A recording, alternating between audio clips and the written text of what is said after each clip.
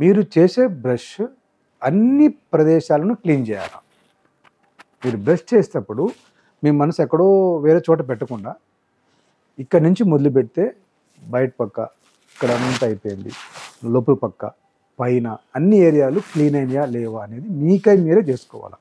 ఎక్కువ పర్సెంట్ నేను నా ప్రాక్టీస్లో చూసిన దాన్ని బట్టి చెప్తున్నాను, ఈ కింద పనులు లోపల భాగం క్లీన్ చేయరు. మీరు గమనించుకోండి, మీరు చేస్తున్నారు లేరా, అన్నీ బాగా చేస్తారు, అన్నీ పర్ఫెక్ట్గా ఉంటాయి. చాలామంది ఇప్పుడు వచ్చే యూత్ అందరు they are very much health conscious ఉన్నారు వాళ్ళు. సో అన్నీ బాగుంటాయి, కానీ వాళ్ళు మిస్ అయ్యే ఒకే ఒక ప్లేస్ ఏంటంటే నాలుక, ఈ కింద పనులు లోపలి భాగం, అక్కడ చాలామంది బ్రష్ చేయరు. మీరు గమనించుకొని మీరు అక్కడ బ్రష్ చేయండి. ఎక్కువ పాచి అక్కడే పేరుకుంటుంది. పైన కూడా, పైన లోపల పక్క అంటే కొంచెం కష్టంగా ఉంటుంది బ్రష్ చేసుకోవడం. అక్కడ మీరు పైన లోపల పక్క బ్రష్ చేయాలంటే మీ బ్రష్ని రివర్స్ పెట్టి ఇట్లా తిప్పి చేయాలి, అప్పుడే ఆ భాగం క్లీన్ అవుతుంది.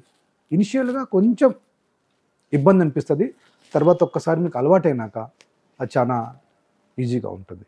అండ్ ఈ ఈ పనులను, ముందు పనులను చాలామంది ఇట్లా పెట్టి రుద్దుతూ ఉంటారు, హారిజాంటల్ స్ట్రోక్స్ ఇస్తూ ఉంటారు. అది తప్పది.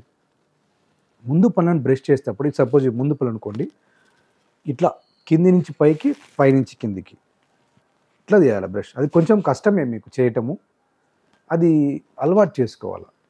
జస్ట్ ఒక 15 డేస్లో మీకు అలవాటు అయిపోతుంది. వెనక పనులను చేసేటప్పుడు కూడా అందరూ చేసే బ్రషింగ్ మెథడ్ తప్పు. ఇలా దూతుంటారు పక్కకి పెట్టి, అది 100% అలాగే చేస్తాం. అందరూ చేసేది అదే, ఇలా పెట్టి రుద్దేస్తూ ఉంటారు. అలా చాలా తప్ప. రుద్దటం వల్ల పనులు కట్ అవుతాయి. ఒకటే ప్లేస్లో రుద్ది ఒక మార్క్ లాగా పడిపోయి పనులు కట్ అయిపోతాయి. చాలా మందికి, నేను 30 to 40% పేషెంట్స్ నేను చూస్తుంటాను, ఆ పనులు కట్ అయిపోయి ఉంటాయి. వాళ్ళు చేసుకునేదే అది, వాళ్ళే వాళ్ళ పనులను పాడు చేసుకుంటున్నారు. ఎందుకంటే తెలియకుండా, ల్యాక్ ఆఫ్ అవేర్నెస్. సో వెనక పనులను చేసేటప్పుడు సర్క్యులర్ మోషన్స్, రౌండ్గా బ్రష్ చేసుకోవాలి. ఇట్లా స్లోగా రౌండ్గా సర్క్యులర్ మోషన్ చేసుకుంటే మొత్తం అన్ని ఏరియాలు మధ్యలో కూడా నీట్గా క్లీన్ అయిపోతాయి. 5 to 6 స్ట్రోక్స్ చాలా, అంతే. ఎక్కువ కూడా చేయక్కర్లేదు. ఎక్కువ చేసినా యూజ్ ఏమి ఉండదు. ఈ బ్రష్ ఏం చేస్తుందంటే పంటి మీద ప్రతి ఒక్కరికి పాచి ఫామ్ అవుతుంటుంది. పాచి అనేది అది తప్పు కాదు, ఫామ్ కావటం అందరికీ ఫామ్ అవుతుంది. ఒక తెల్లటి లేయర్ మెత్తగా ఉంటుంది. మనం నిద్రపోయినప్పుడు మార్నింగ్ లేచేటప్పటికి పంటి మీద ఒక తెల్లటి లేయర్ ఫామ్ అవుతుంది, అది కామన్ అది. సో మీ బ్రష్తోని దాన్ని తీసేయాలి, ఇది పర్పస్.